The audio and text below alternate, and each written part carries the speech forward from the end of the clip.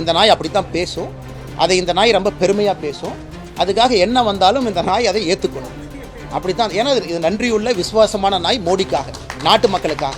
இந்த அண்ணாமலைங்கிற நாயினுடைய வாழை நிமிர்த்த முடியாது. நான் இந்த வாள் அப்படித்தான் இருக்கும். ஏன்னா அது உண்மையை பேசுகிற நாய். இந்த நாய் வந்து உண்மையை பேசுகிற நாய்.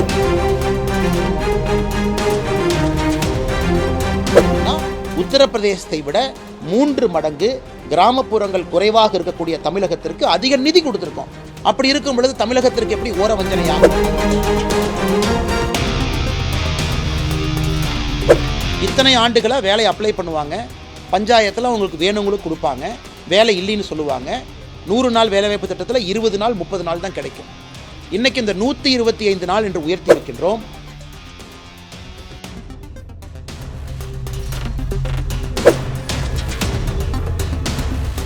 ஆனால் 2005 இந்த 100 நாள் வேலைவாய்ப்பு திட்டம் வந்த பொழுது காங்கிரஸினுடைய யூபிஏ அரசில் நேஷ்னல் அட்வைசரி கவுன்சில் NAC என்கின்ற அமைப்பு இருந்துச்சு.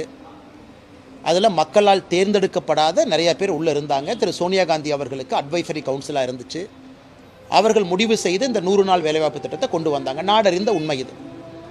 நான் இன்று காங்கிரஸ் நண்பர்களுக்கு கேட்குறேன், நீங்கள் இந்த திட்டத்தை கொண்டு வந்த பொழுது மகாத்மா காந்தி ஐயாவுடைய பேரை வச்சிங்களா? இல்லை. 2005 மகாத்மா காந்தி ஐயாவுடைய பேரை நீங்கள் வைக்கல. 2006 வைக்கல, 7 வைக்கல. 2008 தான் மகாத்மா காந்தி நரேகா என்கின்ற வார்த்தையை கொண்டு வந்தீங்க. ஸோ இந்த திட்டத்தை கொண்டு வந்து முதல் 4 ஆண்டுகள் நீங்களே மகாத்மா காந்தி ஐயாவுடைய பேரை வைக்கல. இன்றைக்கி நம்முடைய பாரத பிரதமர் நரேந்திர மோடி அவர்கள் 2014 ஆட்சிக்கு வந்த பிறகு நம்முடைய முதல் முக்கிய திட்டமான ஸ்வச்ச பாரத் மிஷனுக்கு நான் முதல்ல வச்ச பேரே மகாத்மா காந்தி ஐயாவுடைய பேர். இன்றைக்கு அது இருக்குது. ஸோ மகாத்மா காந்தி ஐயாவுடைய பெயரை கடந்த 11 ஆண்டுகளில் நம்முடைய ஆட்சியில் பல இடத்துல கொண்டு வந்திருக்கின்றோம். பல இடத்துல மகாத்மா காந்தி ஐயாவுடைய பெருமையை பாரத பிரதமர் நரேந்திர மோடி அவர்கள் உயர்த்தி பிடித்து கொண்டிருக்கின்றார்கள். காந்தி பீஸ் பிரைஸ் இருக்குது, நிறைய விஷயங்கள் இருக்குது, மத்திய அரசு செய்கிறாங்க. இன்றைக்கு நாம் புரிந்து கொள்ள வேண்டும், 20 ஆண்டுகளுக்கு முன்பு வந்த இந்த வேலைவாய்ப்பு திட்டம் என்பது இன்னைக்கு 2025 20 ஆண்டுகள் கழித்து மத்திய அரசு ஒரு மேக் ஓவர் பண்ணியிருக்கிறாங்க. அந்த திட்டத்தை இன்னும் சீர்மைப்படுத்தி இருக்கின்றார்கள், இன்னும் கூர்மைப்படுத்தி இருக்கின்றார்கள். 100 நாள் வேலைவாய்ப்பு திட்டமாக இருந்தது, இன்றைக்கி 125 நாட்களாக மாறி இருக்கிறது. விக்ஷித் பாரத், இதுக்கு விக்ஷித் பாரத் என்கின்ற புதிய பெயர்.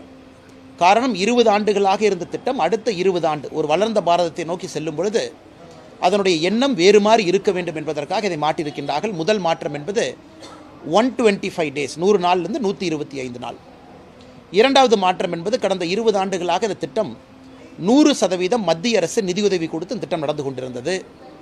அது இன்றிலிருந்து இந்த புதிய அம்சம் என்பது மத்திய அரசு 60 விழுக்காடு பணமும் மாநில அரசு 40 விழுக்காடு பணமும் இதில் போடுவாங்க. காரணம் என்னென்னா, இந்த மகாத்மா காந்தியினுடைய ரூரல் எம்ப்ளாய்மெண்ட் ஸ்கீம் 2005 ஆரம்பித்து 2008 மகாத்மா காந்தி ஐயா பேர் கொண்டு வந்த பிறகு இது மாறி இருக்கு. 60-40 ரேஷியோ, அதாவது வேலை செய்பவருக்கு ஊதியமாக ஒரு பணமும் வேலை செய்து உட்கட்டமைப்பை ஏற்படுத்துவதற்கான ஒரு பணமும் இதில் இருக்குது. இன்றைக்கி நாம் உட்கட்டமைப்பை ஒரு மாநிலத்திலும் ஏற்படுத்த வேண்டும் என்று நினைக்கின்றோம். அந்த மாநிலத்தில் ஏற்படுத்தக்கூடிய உட்கட்டமைப்பு என்பது அந்த மாநிலத்தினுடைய அசையாத ஒரு சொத்து. அப்படி இருக்கும் பொழுது அந்த மாநிலத்தினுடைய அரசும் ஒரு பணத்தை கொடுக்க வேண்டும் என்பதற்காக 60% மத்திய அரசும் 40% மாநில அரசும் பணம் கொடுக்கணும் அப்படின்னு நம்ம சொல்லியிருக்கிறோம். இது Mahatma Gandhi national rural employment generation ஆக்டாக இருந்தது. இன்றைக்கி விக்ஷித் பாரத் ஆக்டாக மாறி இருக்கிறது. இதில் உருவாகக்கூடிய ஒரு டேங்காக இருக்கட்டும், ஒரு குளமாக இருக்கட்டும், ஒரு ஏரியாக இருக்கட்டும், அது அந்த மாநிலத்தினுடைய சொத்தாக இருக்கும் பொழுது அந்த மாநில அரசும் 40% பணம் கொடுக்க வேண்டும் என்கின்ற மத்திய அரசுடைய நிலைப்பாடு சரி. இது தமிழ்நாடு மட்டுமில்லை, யூபியிலையும் 60-40, தமிழ்நாட்டிலையும் 60-40, பாரதிய ஜனதா கட்சி ஆளுகின்ற மாநிலத்திலும் 60-40, அதாவது 60% மத்திய அரசும் 40% மாநில அரசு. இதை காங்கிரஸ் கட்சி என்ன தவறாக பார்க்குறாங்க? மூன்றாவது, இந்த திட்டத்தில் முதலாக எம்ப்ளாய்மெண்ட் பென்ஷனை கொண்டு வந்திருக்கிறோம். அதாவது ஒரு ரூரல் ஏரியாவில், கிராமப்புற ஏரியாவில் இருக்கக்கூடிய ஒரு பெண்மணி, ஒரு ஆண், ஒரு சகோதரி எனக்கு இதில் வேலை கொடுங்கன்னு அப்ளை பண்ணி 15 நாளில் அந்த பஞ்சாயத்து அவர்களுக்கு வேலை கொடுக்கவில்லை என்றால் அவர்களுக்கு கம்பல்சரியாக ஒரு பென்ஷன், வேலை இல்லாத பென்ஷன் கம்பல்சரியாக இந்த திட்டத்தின் மூலமாக அவர்களுக்கு கிடைக்கும். இது பெரிய வரப்பிரசாதம். இத்தனை ஆண்டுகளாக வேலை அப்ளை பண்ணுவாங்க, பஞ்சாயத்தில் அவங்களுக்கு வேணுங்களுக்கு கொடுப்பாங்க, வேலை இல்லைன்னு சொல்லுவாங்க. 100 நாள் வேலைவாய்ப்பு திட்டத்தில் 20 நாள் 30 நாள் தான் கிடைக்கும். இன்றைக்கி இந்த 125 நாள் என்று உயர்த்தி இருக்கின்றோம். அதில் அப்ளை பண்ணி அவர்களுக்கு வேலை அலோகேட் ஆகலை அப்படின்னா அவர்களுக்கு அன்எம்ப்ளாய்மெண்ட் பென்ஷன், இது மேலை நாடுகளில் மட்டுமே இத்தனை காலமாக கேட்டிருக்கோம், ஃப்ரான்ஸில் கேட்டிருக்கோம், ஐரோப்பிய நாடுகளில் கேட்டிருக்கோம். அன்றைக்கி இந்தியாவில் முதலாக இந்த 125 நாள் திட்டத்தில் வேலை கிடைக்காதவர்களுக்கு அன்எம்ப்ளாய்மெண்ட் பென்ஷன் இதில் வருது. இது ஒரு பெரிய வரப்பிரசாதம். அதனால் எனக்கு காங்கிரஸ் கட்சி உண்மையாலும் புரியல, அவங்க தமிழ்நாட்டில் எதை ஆர்ப்பாட்டம் செய்ய வேண்டும் என்றால் 2021 திமுகவினுடைய தேர்தல் வாக்குறுதி, நாங்கள் ஆட்சிக்கு வந்தால் 100 நாள் வேலைவாய்ப்பு திட்டத்தை 150 நாளாக உயர்த்துவோம் என்று தேர்தல் வாக்குறுதி கொடுத்தாங்க. அது இதுவரைக்கும் செய்யலை. அதை எதிர்த்தல்வா காங்கிரஸ் இங்கே ஆர்ப்பாட்டம் நடத்தணும்? அதை எதிர்த்தல்வா 4 ஆண்டுகள் கூட்டணியில் இருந்தாங்க, எதிர்க்கணுமல்ல? இன்றைக்கி 100 நாளை 175 நாட்களாக நாம் எந்த விதமான கேரண்டியும் கொடுக்காம நம்ம பண்ணியிருக்கோம். நம்ம தேர்தல் மேனிஃபெஸ்டோவில் கேரண்டி கொடுக்கல. அப்படி இருந்து மோடி அவர்கள் 100லிருந்து 125 நாளாக உயர்த்தியிருக்கின்றார். கடைசியாக நம்முடைய தமிழக மக்களும் கூட உணர்ந்து கொள்ள வேண்டும், 2005 இந்தியாவினுடைய பொருளாதாரம் எப்படி இருந்துச்சுங்க? எத்தனை பேர் வருமான கோட்டிற்கு கீழே இருந்தாங்க, ஒரு மினிமம் வேஜ் கீழே இருந்தாங்க, எக்ஸ்ட்ரீம் பாவர்ட்டி எவ்வளவு இருந்தது? எனக்கு 20 ஆண்டுகள் கழித்து அதை கடைந்து வரும் பொழுது இந்த திட்டத்தை இன்னும் சீர்மைப்படுத்துவது, இன்னும் கூர்மைப்படுத்துவது அரசனுடைய கடமை இல்லைங்களா? அதைத்தான் மோடி அரசு செய்திருக்கின்றார்கள். இந்தியா முழுவதும் வரவேற்கிறார். அதனால் இந்த திட்டம் தொடரும்.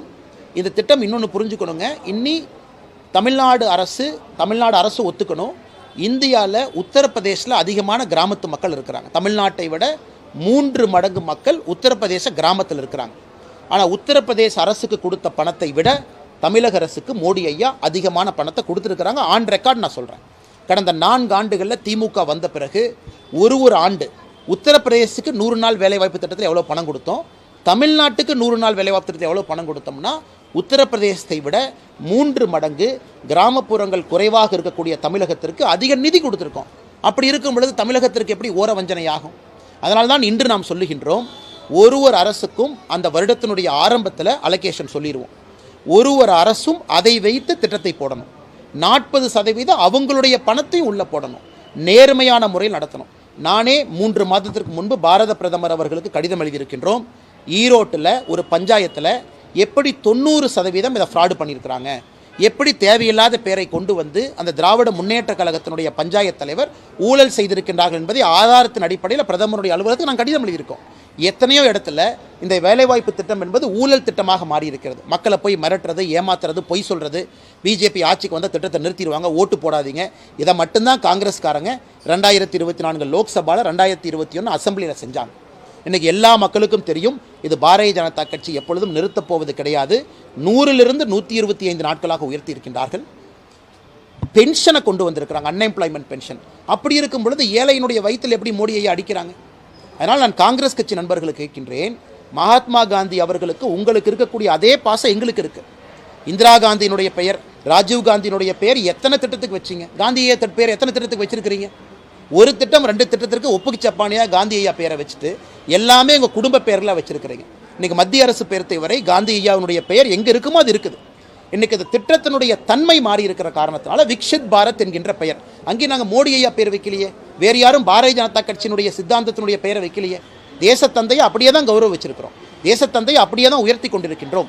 விக்ஷித் பாரத், வளர்ந்த இந்தியா என்கின்ற வார்த்தையை கொண்டு வரும் பொழுது எப்படி அது தவறாகும்? அதனால் நான் இந்த கேள்வியை நான் சொல்கிறதுக்கான காரணம் என்னென்னா, இந்த புரிதல் மக்களுக்கு செல்லணும், பத்திரிகை நண்பர்கள் மூலமாக செல்லணும். காங்கிரஸுடைய பொய் பிரச்சாரத்தை நானும் நேற்றுலேருந்து பார்க்குறேன். வெறும் பொய்யை மட்டும் பேசி கொண்டிருக்கின்றார்கள்.